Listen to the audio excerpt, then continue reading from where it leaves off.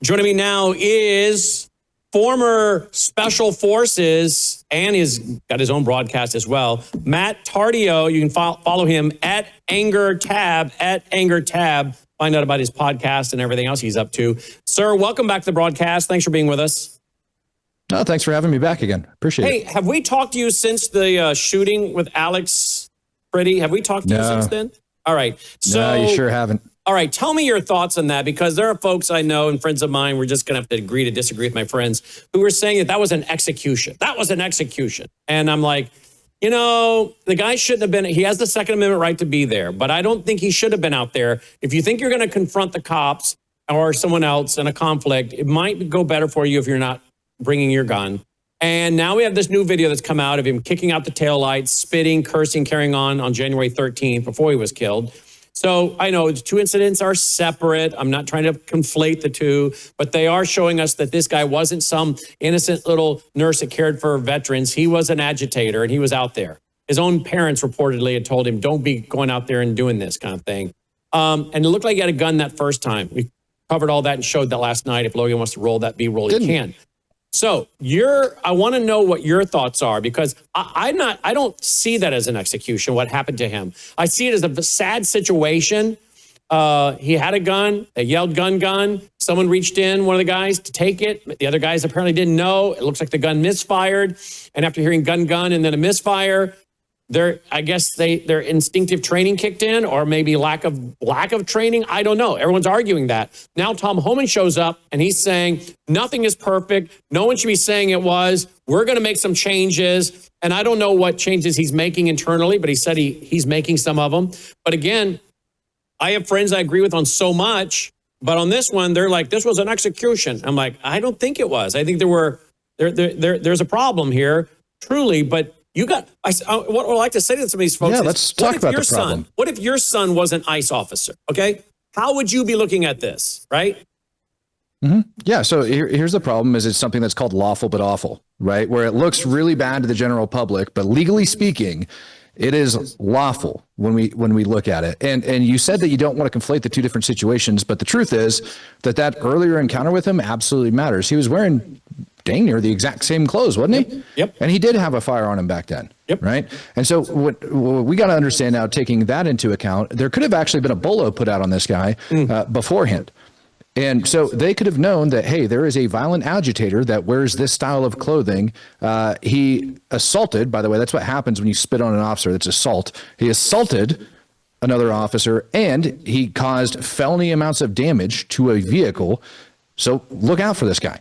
So that could have been there. Now, it might not have immediately kicked in, right, at the moment that they go over there and see him. And he was armed. And so this isn't even about whether or not he was legally allowed to carry.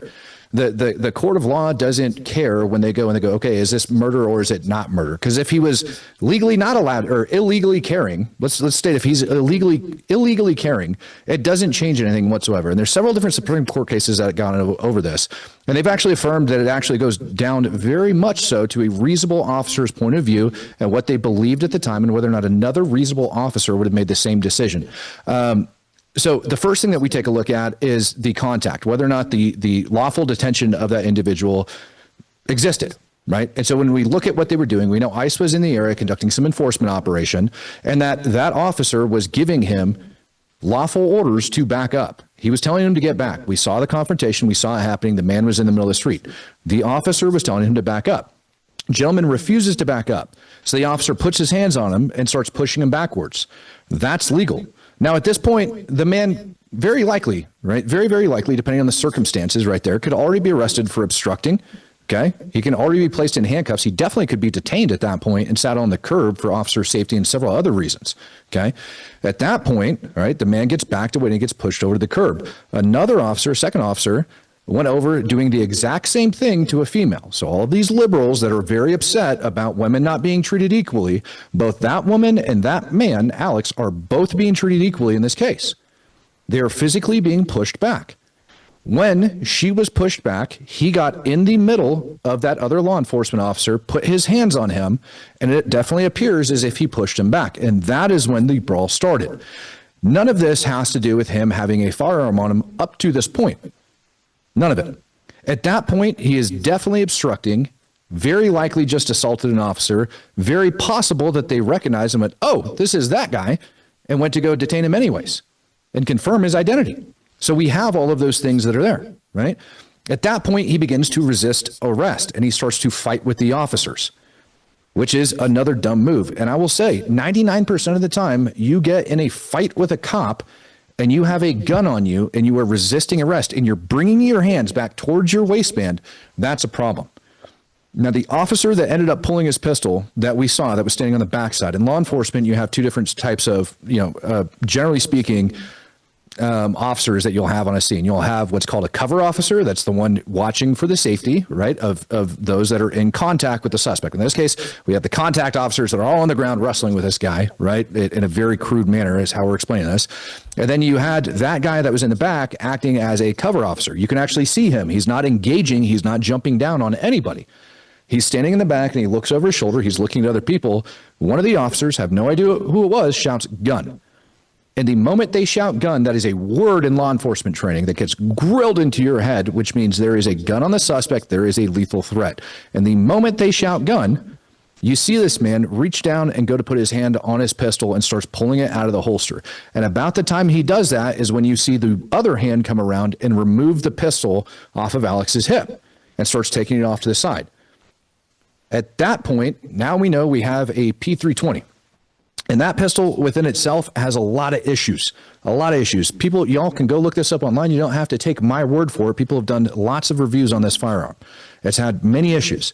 If that trigger is depressed about 1 millimeter and the slide moves, right, the slide on top of the pistol ends up moving, going back and forth, the gun has been known to malfunction and cause an accidental discharge just from the top of the slide moving back and forth, the very top portion of the firearm. So that's very likely what ended up going bang, then causing that man to get shot. So we can stop right there and we can look at this first engagement, because in my opinion, there was 2 different engagements. Now, the way the Supreme Court has looked at this, every case in the past, and they always end up ruling with the officer, is number 1, what was the officer's perception at the time? What information was known to the officer at the time? Not what information was known to the law enforcement officer afterwards. So it's everything that's known to the officer at the time and whether or not he had a reasonable fear of either serious or great bodily injury and or death for either himself or the other officers. Now, for those of you that have never fired firearms inside of an urban environment, it's kind of hard to hear where it comes from. And that is a very intense and rapidly evolving situation. I believe that's another exact quote that ends up coming from the Supreme Court that they recognize in these cases. This is a moment to where officers are making split second life and death decisions when it goes down into this. People are citing the cell phone that's in his hand. Right. It was a cell phone. It wasn't a gun. Well, the issue is that, a gun can go from here to here before you can actually react and do anything about it. You're going to end up dead. You're going to end up shot. That's why law enforcement officers are trying to get their guns out first before anybody else. So in that case, we look at it. We say, was there a lawful reason for those officers to contact and to detain him? Yes, there was. Did he resist arrest? Yes. And that is cited in another Supreme Court case, specifically when it goes down to the use of lethal force, when somebody is resisting arrest, that basically ends up heightening the tensions a tad bit there. And the fact that the suspect was known to be armed, any officer out there that said gun, there's this basic rule, okay, where you assume the good in the other officer. If he says gun, you assume there's a gun on him, and that's likely what he did. Now, when you're in that situation and I don't care how long you've been playing this game, I don't care how many gunfights you've been in or how many people you've gotten fights with out on the street as a cop, everybody falls victim to it eventually, right? Like normally it's the rookies that get really nervous, but eventually they end up getting their nerves at a little bit higher of a stake, right? And sometimes everybody gets their nerves up there, right? It happens. Multiple studies have been done on this, and what they end up finding is that when people go into that, they tend to get something called tunnel vision, right? Everybody's aware of that. You end up getting a release of adrenaline into your body, and that starts causing tunnel vision. You have some auditory exclusion that takes place, and you get tunnel vision. Now, what is that officer focusing on? He's focusing on, number 1, the target of the suspect. Remember I said he's the cover officer that's going into it, and 2, he's also observing the suspect's hands. Now, if that officer was to look down at the time from his point of view, what he would see is an empty holster.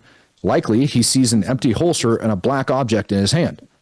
As he's scrambling to get to the other side in order to have a clear line of shot on this individual in case he has to pull the trigger, suddenly a loud bang goes off and he puts around another guy.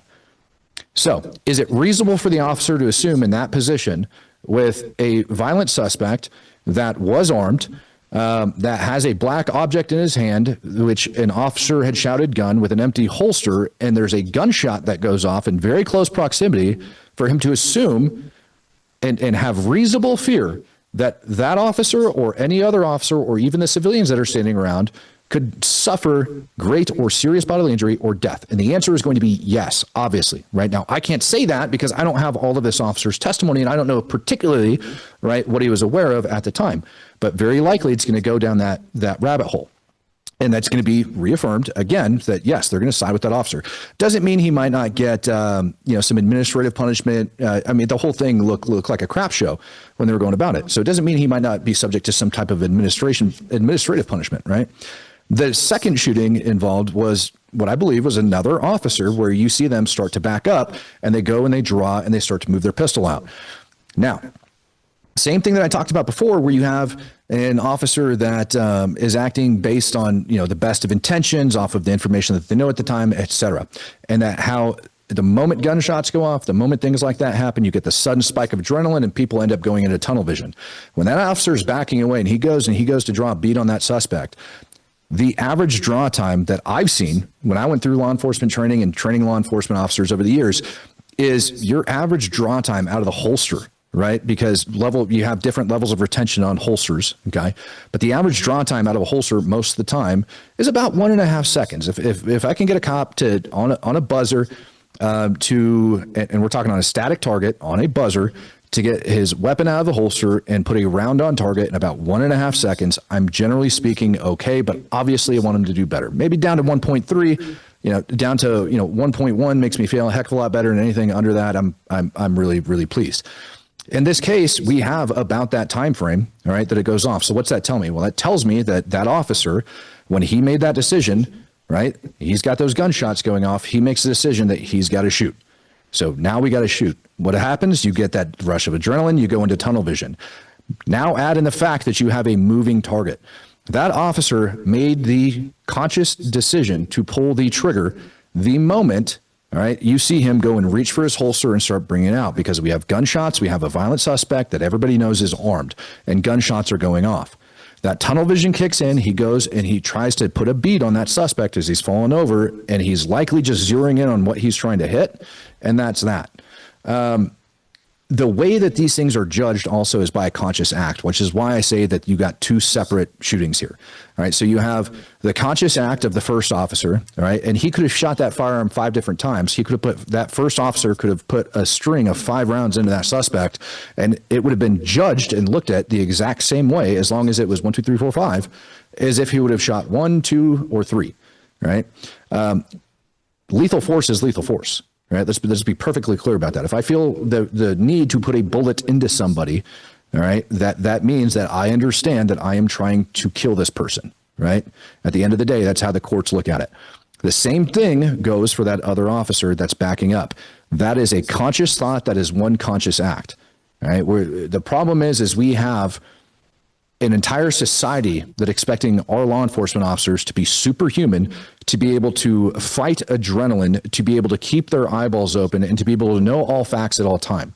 What's happening right now is you have an entire society that's trying to judge these cops based on information that they discovered after the fact, that have probably never been in a fist fight, let alone a shootout.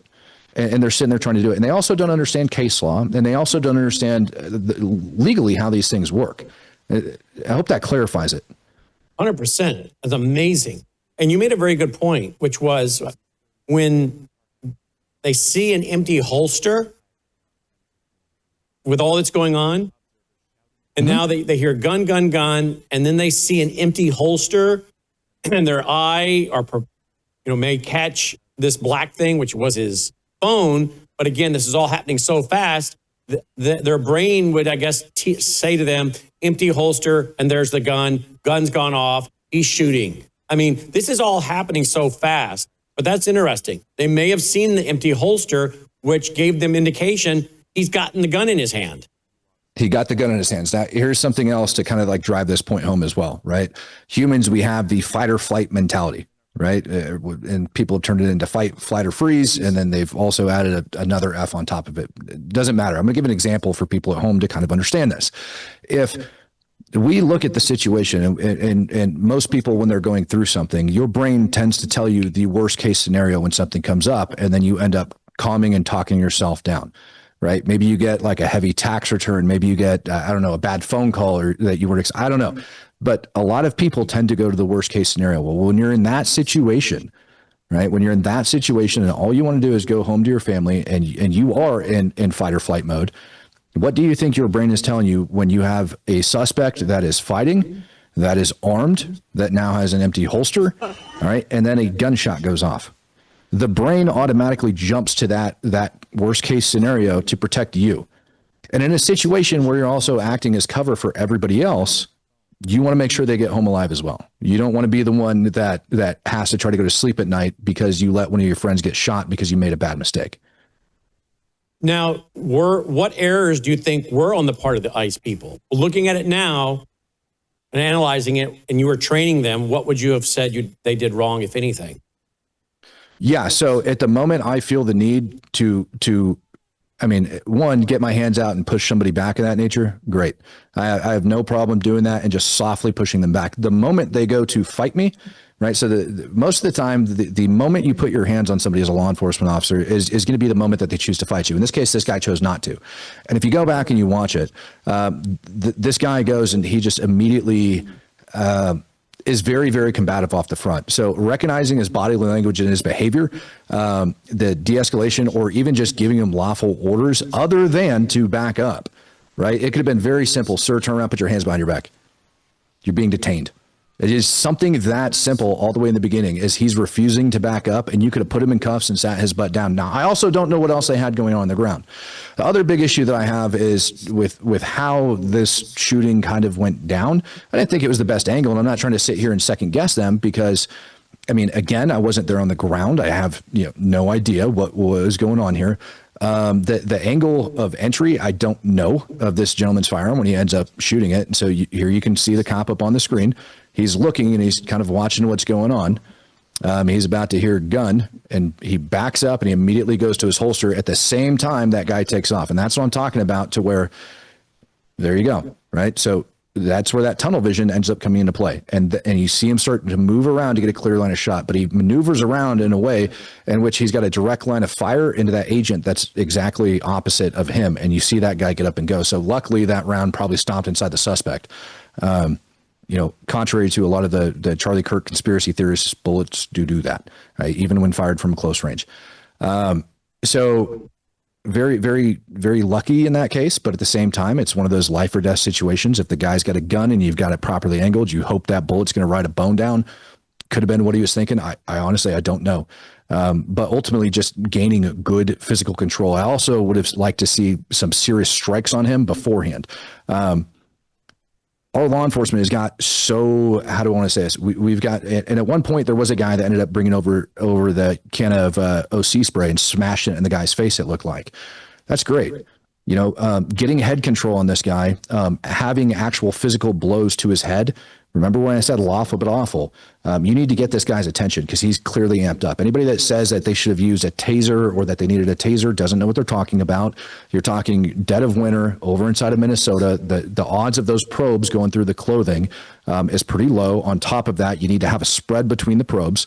And so you'd end up having to shoot probes into him, hoping that they actually pierce his clothing and then drive stun him with the taser on another portion, if they even have the right version. So all sorts of things to like discuss on how these things work. But at the end of the day, there should have been, in my opinion, the moment he started a fight with a gun, there should have been strikes that were being thrown in order to get him under control. If that makes sense. Like it shouldn't have been one guy with a can of mace coming from the outside. I should have been dropping some knees into this guy's head in order to get him to go to sleep, Absolutely. All right, let's switch to Iran real quick. You just put out, we're going to bomb Iran. Why is Trump switching the narrative? I thought he said we destroyed their enrichment capabilities and stockpiles.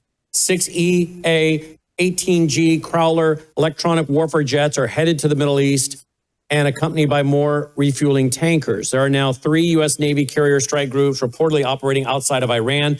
Other aircraft have deployed, including nuclear snippers, signal intelligence platforms, combat search and rescue platforms, and command and control platforms, and more. Additional THAAD ballistic missile defense systems have also been flown into the region to defend U.S. troops and allies. Since the 12-day war, Iran has repeatedly asserted that it will continue uranium enrichment. Yesterday, they denied any negotiation on the issue. Meanwhile, upwards of 30,000 people are now being reported to have been killed by the regime during the 01-26 uprising. Earlier this month, Trump threatened Iran by stating if they continue to kill civilians, we are, quote, locked and loaded, end quote. Well, the IRGC has killed tens of thousands. Now the narrative is enrichment. Oddly enough, IRGC was operating the oil tankers that the U.S. seized outside of Venezuela. Yesterday, Marco Rubio warned of Iranian drone factories and as a justifiable for future bombing of Venezuela during a Senate Foreign Affairs hearing. The truth, question mark, question mark, question mark. They will never tell us. What's going on here? What's the real motive? Yeah, Russia and China.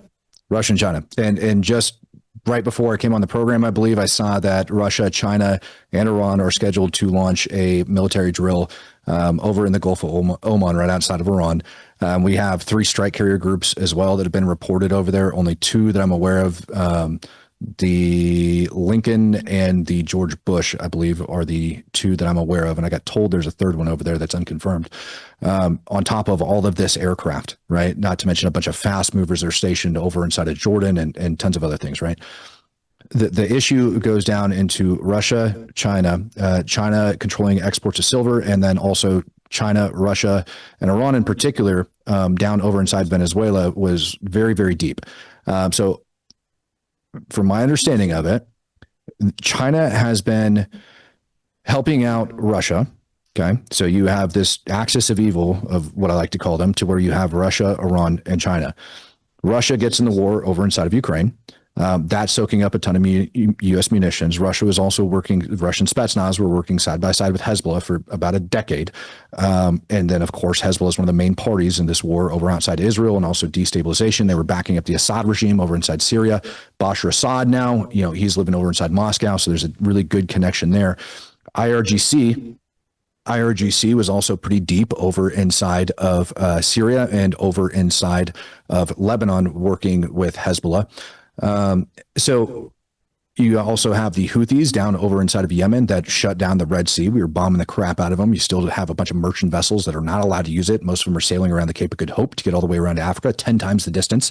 And then you have China that is rumored to have flown 20, lift aircraft over into Iran. The United States back in November of this last year ended up boarding a cargo ship and seizing a bunch of weapons off that cargo ship that was en route to Iran to drop off weapons to the state of Iran. And Iran was running oil from Venezuela back to China. China had lent a bunch of money to Maduro to keep him in power. And then the Bella One within itself, we end up hearing that there's 3 tons of gold that was inside the Bella One, in addition to numerous weapons components. And when Marco Rubio did state that yesterday, he said the only reason that the U.S. is looking or would possibly be, dropping munitions over inside of Venezuela is if we end up discovering there's an Iranian drone factory that's going to be launching attacks on the United States of America or against, our troops. And he said that for a reason, right? Because the reports are that Iran was shipping weapons over into Venezuela and backing up Maduro. Additionally, that Maduro was giving diplomatic passports to members of Hezbollah, the IRGC. And so really what we're looking at here is we're looking at this crux, which is going to be Iran that's been heavily supporting China by shipping oil over into their economy to keep things pretty dirt cheap, to keep the dirt cheap production going on. China that's been dominating the silver market. We're looking at $10, $15 over spot right now over inside of Shanghai. That's sucking all the gold back in there. China is one of the largest exports of silver. You got 60% of the world's exports in silver are coming out of China. And that has greatly restricted the amount that the U.S. is getting, right? Not to mention we just don't manufacture enough, which is why the Department of War just invested a little under $3 billion in conjunction with, I want to say it was Bank of America. No, JP Morgan. In a brand new smelter here in the United States of America. It should be online in the next couple of years. That way we can start refining our own critical minerals, right? Because we don't have enough. COMEX vaults are draining, and that silver is very critical when it comes to waging war. So as long as we stay in this persistent state of conflict in between Ukraine and Russia, as long as our munitions are being soaked up over there, as long as they're being soaked up in the Middle East, that means our silver supply is going to be draining. Not to mention, you have all these other things that are going off. Last year, Trump had said, if you attack the United States dollar, you're going to war with the United States.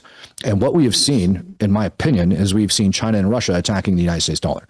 And I think their goal is to collapse the U.S. monetarily.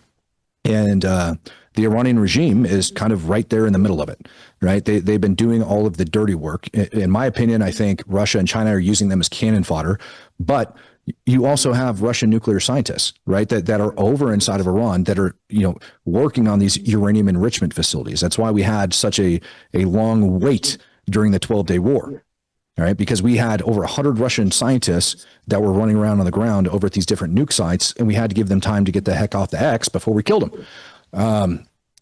We also need to negotiate. If we're going to get that uranium out of there, well, we need a trusted country that Iran's going to trust in order to do it. Not that we trust Russia, but Iran does, and they're capable of actually taking that stuff. They're trained in it. They know what they're doing with enriched uranium, so they would have to pull it out. Well, now we've got another issue, right? And that issue is that they start killing their people. Now, the Iranian people, they view that as, why isn't the world helping us? We want to overthrow this regime, which is great. But you're never going to have a successful regime change without the military actually jumping in and taking part in that, right? Especially in a place like Iran. It's just not going to happen. And we have yet to see the military do that. Now, that could be because, Mossad, the CIA, et cetera, are on the ground working, and they're waiting for a specific trigger in order to launch strikes against them. And then you'll see that coup kind of happen and come out, and they'll take back over their country. But unfortunately, it's one of those things where, you want to take a radical regime like Iran that is as dug in as deep as it is in the world. I hate to say this, but a lot of people are going to die in the process. Right? It's not like America during our revolution. That didn't happen. And it happens everywhere. I know you got another, I know you got to go, but let me just ask you real quick. What do you make of this? Vizgard is reporting that U.S. just flew MC-130J Commando 2 aircraft from the UK to Azerbaijan. The plane was developed for infiltration and exfiltration operations by U.S. Special Forces. What do you make of that, and when do you think this strike is coming? So, yeah, I mean, I make a little bit out of it. So I would believe it's going to end up being a trigger-based strike. So to where certain things are going to have to fall in place. I'm not privy to plan, so I don't know when that's going to be, but I detailed some of the things I would expect to see on the ground. So you need certain things in motion. We also need to make sure that the U.S. troops are taken care of, right? We've got the THAAD, like I said, the THAAD systems that are deploying. Those are, surface-to-air missiles, anti-ballistic missile capabilities. They're being deployed throughout the region because Iran's going to throw everything out there.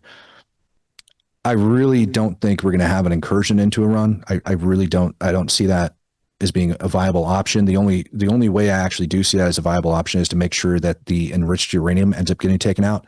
Other thing that Marco Rubio said the other day at the Foreign Affairs hearing was he said he's not sure what's going to happen in Iran after the Ayatollah is removed, after that takes place, which, by the way, is another issue.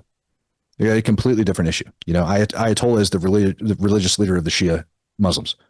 And so we bomb and we kill the Ayatollah. Guess what we just did? Just put IRGC in power, right? Well, yeah, sure. You're going to have to work down the chain, which is why you also need that military on the ground to flip-flop. And it's not like, we would just take out the Ayatollah. IRGC is a foreign terror organization. Mm-hmm. Donald Trump doesn't need the approval of Congress to kill terrorists, just like Obama didn't need to do it, just like Bush doesn't need to do it. It didn't need to do it. So that's kind of what we're looking at, right? Is unfortunately for the Ayatollah, yeah, you're a leader of a major portion of the Muslim community, but you're also a terrorist leader. Same thing for anybody in the IRGC. They're all fair game.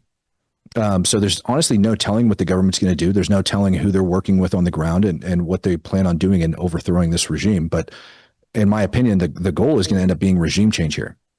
Because they have reaffirmed time and time again in the UN, and even after we bomb them, that they're going to continue to enrich uranium. They claimed that they had moved a bunch of their enriched uranium off-site to another location, and that we ended up not actually getting all of it. So if that's the case, we don't want that enriched uranium to fall in the hands of potentially another radical regime. over inside of that country. So the only way I could possibly see an incursion would be one that most likely a lot of people wouldn't hear about, just to blow that uranium stockpile underground and then bury it with a bomb on top. But that's a pretty high risk operation, and I just don't see it happening. So they're not trying to pull a Maduro on Khomeini? No, not that I'm aware of, no. Here's his X account where you find out about his daily broadcast as well. There it is, at Anger Tab.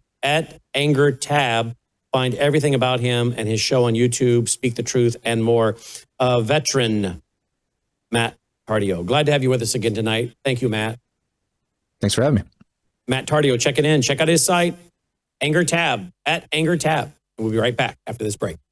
We have a big announcement, folks, something we've been waiting on for several months, and it's now here. It's called Bella Melt. You were on it for just 1 week when you lost 3 pounds. So in the first week, you lost 3 pounds on this, right? That is correct. Your GLP-1 is a natural hormone that's in every single one of our bodies. And your GLP-1 lets you know if you're full. It's the satiety hormone. So when your GLP is working properly, it does help suppress your appetite as well as reduce those cravings. It's a sugar-free fast melt caramel. So what it's going to do best is it's going to reduce your sugar cravings or any other cravings you have in your body. It's going to suppress that appetite. But where Melissa got the most benefit, I think, over the last week was the L-carnitine. The L-carnitine tells your mitochondria, this is where you make, we've talked about it before, this is where you produce energy in your cells.